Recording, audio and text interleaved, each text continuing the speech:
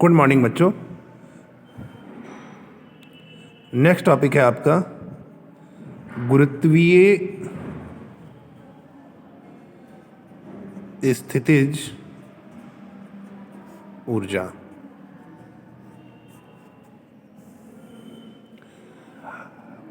ठीक है, किसी भी वस्तु को अनंत से गुरुत्वीय क्षेत्र के अंदर, ठीक है, मान लिया एक ये पिंड है, इसके चारों ओर एक क्षेत्र होता है जहां पर ये गुरुत्वीय बल का अनुभव करता है जिस पिंड तक। ठीक है, अब मान लो कोई पिंड इन्फिनिटी पे है, यहां पर कहीं इन्फिनिटी पे। अब वो पिंड, इस पिंड को हम अनंत से गुरुत्वीय क्षेत्र के अंदर लेके आ रहे हैं। ठीक है, तो हमें कुछ कार्य करना पड़ेगा। भाई कोई पिंड अगर अनंत पर है, उसको हम अनंत से इस गुरुत्वीय क्षेत्र के अंदर लेके आ रहे हैं, तो हमें कुछ कार्य करना पड़ेगा, और ये कार्य ही उस बिंदु पर उस पिंड की गुरुत्वीय स्थितिज ऊर्जा कहलाता है। यह किया गया कार्य ही उस पिंड पर उस पिंड का की स्थितिज ऊर्जा कहलाता है। किसी वस्तु को अनंत से गुरुत्वीय क्षेत्र के अंदर किसी बिंदु तक लाने में गुरुत्वीय क्षेत्र द्वारा वस्तु पर किए गए कार्य को उस बिंदु पर स्थितिज ऊर्जा कहते हैं। अनंत पर वस्तु की गुरुत्वीय स्थितिज ऊर्जा को हम शून्य मानते हैं, तथा वस्तु को अनंत से गुरुत्वीय क्षेत्र के अंदर लाने में कार्य प्राप्त होता है, कार्य करना नहीं पड़ता है। अतः गुरुत्वीय क्षेत्र में वस्तु की गुरुत्वीय स्थितिज ऊर्जा ऋणात्मक होती है। ठीक है, और गुरुत्वीय स्थितिज ऊर्जा का मात्रक वही होता है जो ऊर्जा का मात्रक होता है, यानी गुरुत्वीय स्थितिज ऊर्जा का जो SI मात्रक होगा वो क्या होगा, वो जूल होगा।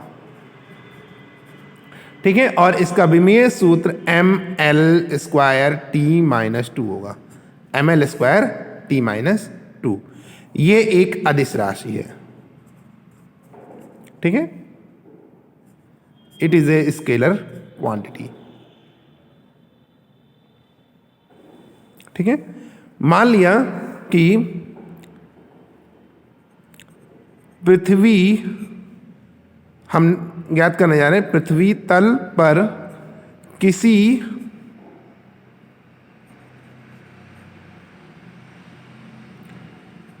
पिंड की गुरुत्वीय स्थितिज ऊर्जा, गुरुत्वीय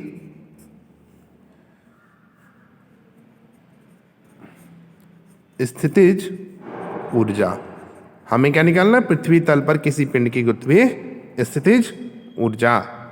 ठीक है, मान लिया कि पृथ्वी है, उसका केंद्र O है, तथा त्रिज्या क्या है, RE है, और मास ME है। ठीक है, अब हमें, ठीक, M द्रव्यमान का एक पिंड है, ठीक, उस पिंड पर मान लो M द्रव्यमान का एक पिंड है यहां पर, उस पिंड पर हमें गुरुत्वीय स्थितिज ऊर्जा ज्ञात करनी है। माना पृथ्वी का द्रव्यमान ME है, वह त्रिज्या RE है, तथा M द्रव्यमान की पिंड की पृथ्वी तल पर गुरुत्वीय स्थितिज ऊर्जा हमें ज्ञात करनी है। देखिए, मान लिया पृथ्वी का द्रव्यमान क्या है, ME है, त्रिज्या RE है। ठीक है, M मान लिया M द्रव्यमान का एक पिंड है, वो पृथ्वी तल से, ठीक है, पृथ्वी तल से x दूरी पर बिंदु A पर स्थित है। ठीक है, पृथ्वी तल से x दूरी पर बिंदु A पर स्थित है। तब इस पर जो गुरुत्वीय बल लगेगा, क्या लगेगा, F बराबर G_M_E_M/x²। ठीक है, मान लिया कि पृथ्वी के केंद्र O से x दूरी पर बिंदु A पर एक M द्रव्यमान का एक पिंड है। ठीक है, तो इस पिंड तथा पृथ्वी के बीच में जो गुरुत्वाकर्षण बल लगेगा वो हो जाएगा F बराबर G_M_E_M/x²। ठीक है, अब मान ले रहे हैं कि इस पिंड को A से B तक बहुत ही सूक्ष्म दूरी dx तक विस्थापित किया गया है।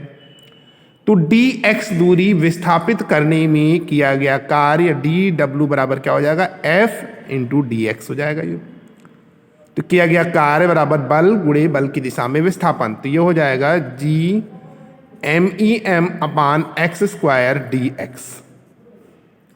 ये वर्क डन हो जाएगा यहाँ से। dw बराबर GMEM/x²dx। यहाँ से पर हमने f की वैल्यू उठा के रख दी। कार्य बराबर क्या होता है भाई, अत्यंत सूक्ष्म दूरी dx विस्थापित किया गया, तो इस dx विस्थापन में किया गया कार्य dw है। कार्य बराबर क्या होता है, बल गुणे विस्थापन। तो बल हो गया, कार्य हो गया dw, बल हो गया f, विस्थापन हो गया dx। तो यहाँ से dw बराबर क्या हो जाएगा, GMEM/x²dx। अब मान लेने कि इसी तरह पिंड मान लो इन्फिनिटी पर है और उसको हम पृथ्वी से की सतह पर लेके आ रहे हैं, तो किया गया कार्य W बराबर क्या हो जाएगा, इसको हम इंटीग्रेट कर देंगे इन्फिनिटी टू RE के बीच में। ये हो जाएगा GMEM/x²dx। तो यहाँ से अब आ जाएगा GMEM, ये कॉमन टर्म हो जाएगा, मतलब कांस्टेंट टर्म हो जाएगा, सॉरी कांस्टेंट टर्म हो जाएगा, कांस्टेंट टर्म का इंटीग्रेशन नहीं होता। तो ये ऊपर जाएगा, ये हो जाएगा x⁻⁻2 dx। अब यहाँ से ये हो जाएगा बेटा GMEM, इसको इंटीग्रेट करेंगे हम तो ये जाएगा x⁻⁻2 + 1/-2 + 1।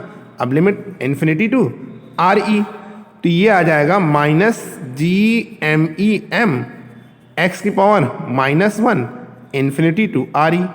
अब इसको हम क्या लिख सकते हैं, इज इक्वल टू -GMEM। ठीक है, ये हो जाएगा आपका 1/x इन्फिनिटी टू RE। अब यहां से हम लिमिट अप्लाई करेंगे तो ये हो जाएगा -GMEM, ये हो जाएगा 1/RE -1/∞। ठीक,